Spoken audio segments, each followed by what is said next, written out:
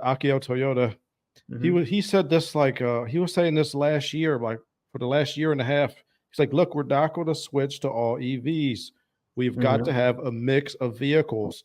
And only thing I thought about it at the time was that maybe you shouldn't say that out loud because even if you're actually thinking it, because I the like it. government, Yeah, huh?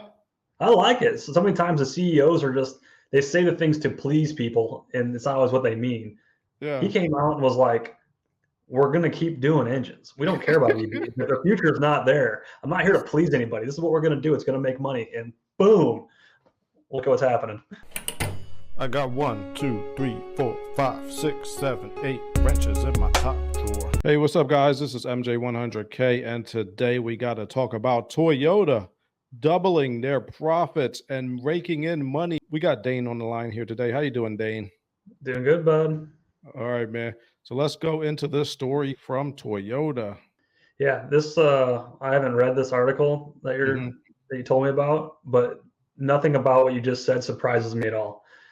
Toyota's been on the top of the game for what, 20 years now? You were right about that. Let's look at this story. This is from Yahoo Finance, and I'm going to sum it up for you. I'll put the link in the description if you want to read the whole thing. Toyota doubled its net profit this fiscal year. In financial reporting, that means the year ended in March. Okay, so they go from March to March for the financial year. As strong vehicle sales and a favorable exchange rate lifted results for Japan's top automaker. Toyota's annual profit totaled 31.9 billion with a B. The global sales surged up to 9.5 million vehicles, and that's up from 8.8 million vehicles the previous fiscal year. The sales of hybrids performed well, although Toyota stressed it was working hard to offer various kinds of electric vehicles, including battery EVs, plug-in, and fuel cell models. So yeah, Dane, this is crazy. What do you think about this? Yeah, it's super impressive. We kind of mentioned before, like it's someone to be on top and stay on top is really difficult, right? Like boxing well, right?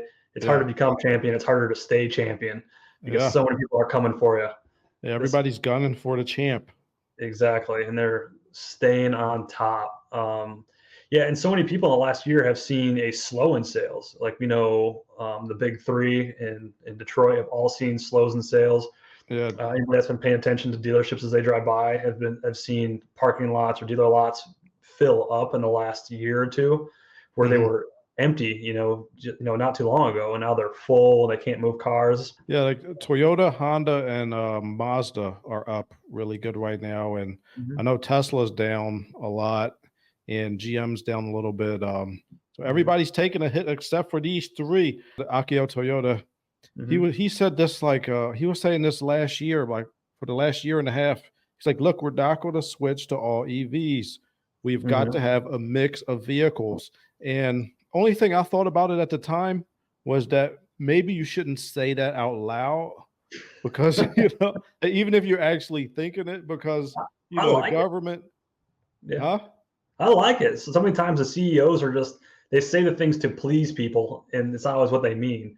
He Yeah. came out and was like, "We're going to keep doing engines. We don't care about EVs. If the future is not there, I'm not here to please anybody. This is what we're going to do. It's going to make money." And boom, look at what's happening.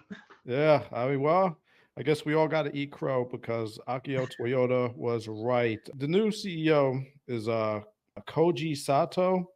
He told reporters Toyota needs to take up challenges in a way described as more dramatic than Toyota's trademark Kaizen. So Hmm. at Toyota, they got this they call Kaizen, which means Hmm. like continuous improvement. So they're Yep. always trying to get a little bit better. And Yep. so that refers to day by day improvements. But he's saying that like they need to go a little bit faster and do things maybe at a little bit of a faster pace. Hmm. So I don't know. It looks like Toyota is doing everything right. Dane, what would your advice be to GM to try to bridge the gap between them and Toyota? They got to build a culture like Toyota has.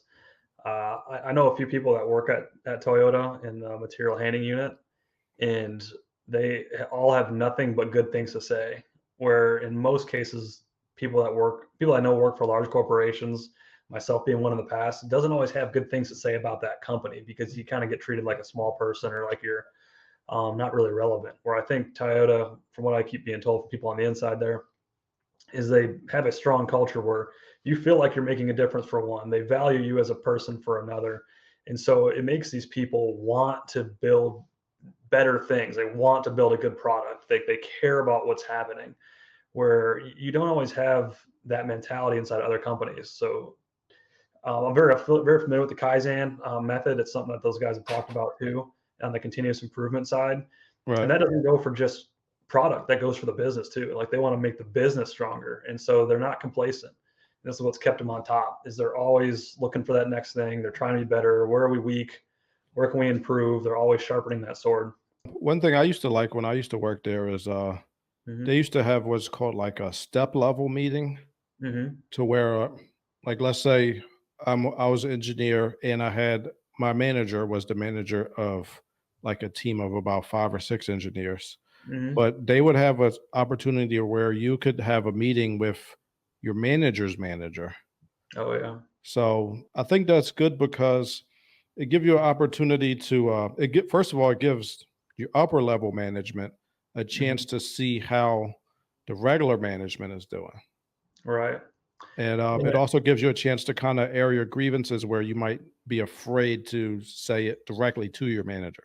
Right. Yeah. And the further, you know this too, right? The further or the higher up you get in management, the more disconnected you become from the development process and from the product itself. So it's good for those guys too to have that communication with guys that are in the front lines essentially. Yeah. And you know what else I think? What I think GM could do? Hmm. They need to start making hybrid trucks because Hmm. GM, they make most of their money from bigger vehicles. They do. They Yeah. could really master hybrid trucks and plug-in hybrid trucks. That would be so much baller status is unbelievable. They would rake in the cash. Imagine you could get a Silverado and it had like 10 miles per gallon more than you're used to getting. Hmm. Imagine that. And it's got more torque, Yeah. which is what you Yeah. need. I know a guy that actually just saw him today. He's got one of the Dodges that have the e-torque or the Ram pickups with the e-torque. Oh, That's yeah? kind of neat, right? Because it can run the electric battery or electric motors and the gas motor at the same time off the line. And so when you're pulling something, you have all this extra torque and power Right. at your, yeah, it's kind of neat. And it would also allow them to get rid of all these transmission problems. It would Hmm. allow them to have the eCVT transmission, which is way different than a regular CVT. It's just basically 2 giant electric motors, and they got electric motor in the differential too, so you can run on all electric. Yeah. And those things are so simple and so robust.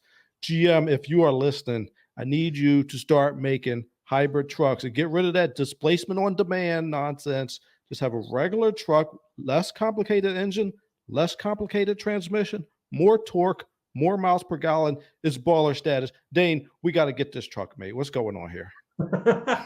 I'm down with the delete the displacement on demand. That's nonsense.